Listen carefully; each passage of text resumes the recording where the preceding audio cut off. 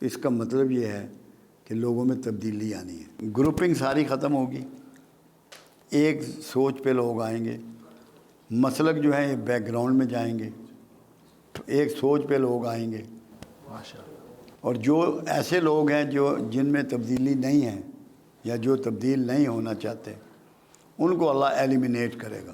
ایسے لوگ آئیں گے، کیونکہ غزوہ کا مطلب یہ ہے، رسول اللہ صلی اللہ علیہ وسلم کی شرکت والے لڑائی کو غزوہ کہتے تھے، ورنہ سرایا ہوتے تھے۔ آپ شریک تو نہیں ہیں مگر پروگرام آپ کا ہے۔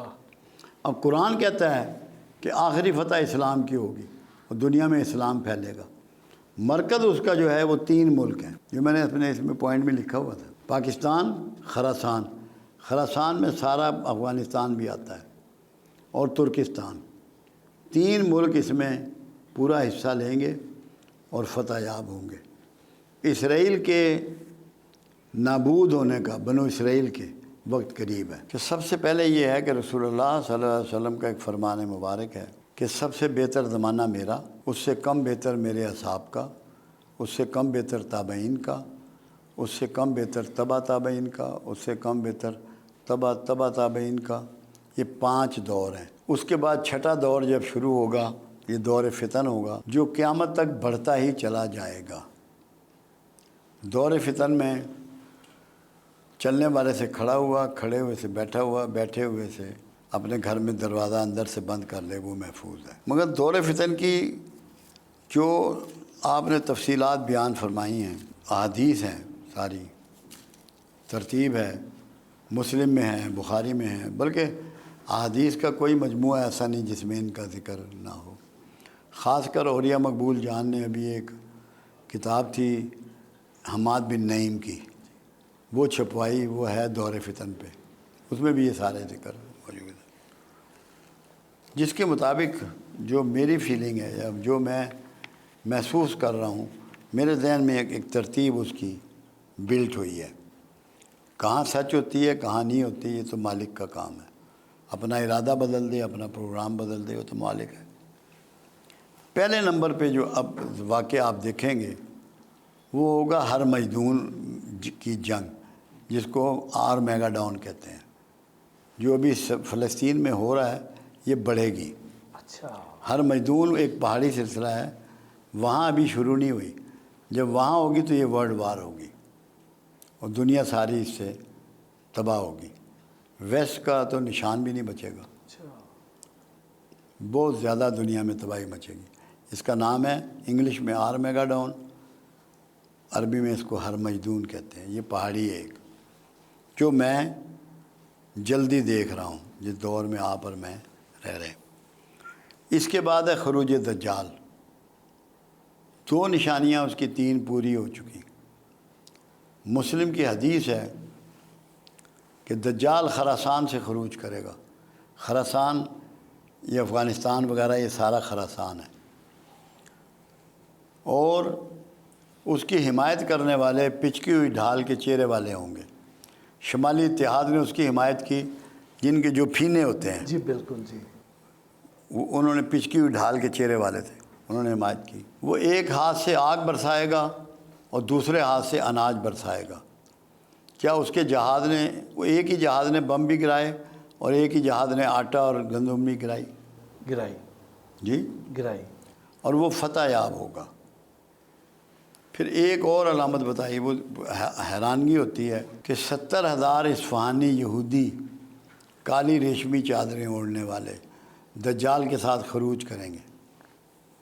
اصفہان میں سب سے زیادہ آبادی جیوز کی ہے، ان کی پارلیمنٹ کے ممبر بھی ہیں، اور کالی ریشمی چادریں اوڑھتے ہیں۔ جی بالکل، لیکن میں آپ کو بتا رہا ہوں تاکہ اب یہ ہے خروج دجال کا زمانہ۔ جتنی نشانیاں ہیں نا، ابھی یہ سکے ختم ہو جائیں گے بالکل، یہ نوٹ کارڈ، کریڈٹ کارڈ چلے گا، تاکہ ایک آدمی آپ کے سارا فائنانس کو ایک لمحے میں روک لے۔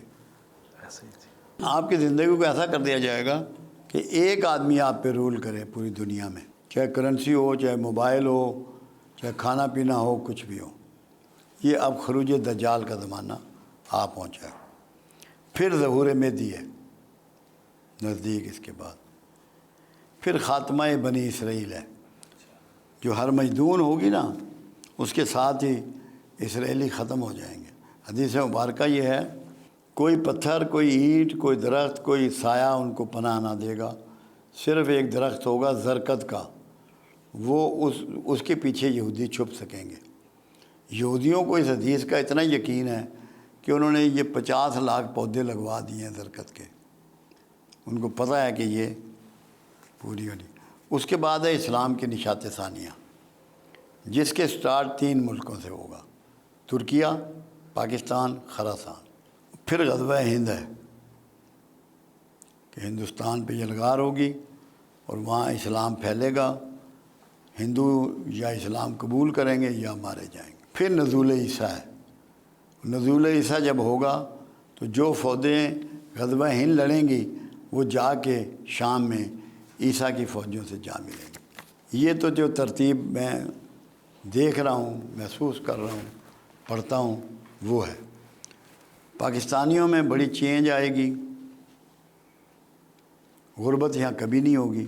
ابھی بھی اگر کوئی یہ کہے کہ پاکستان غریب ہے یا لوگ غریب ہیں، اس سے بڑا جھوٹ کوئی نہیں، کیونکہ میں 1964 سے فگر نکالتا ہوں، جو کچھ ایک عام شہری کے پاس، ایک پاکستانی کے پاس سامان و دیگر سہولتیں 64 میں تھی، اس سے 4 گنا سے 6 گنا ہیں اس کے پاس۔ جی بالکل ہے۔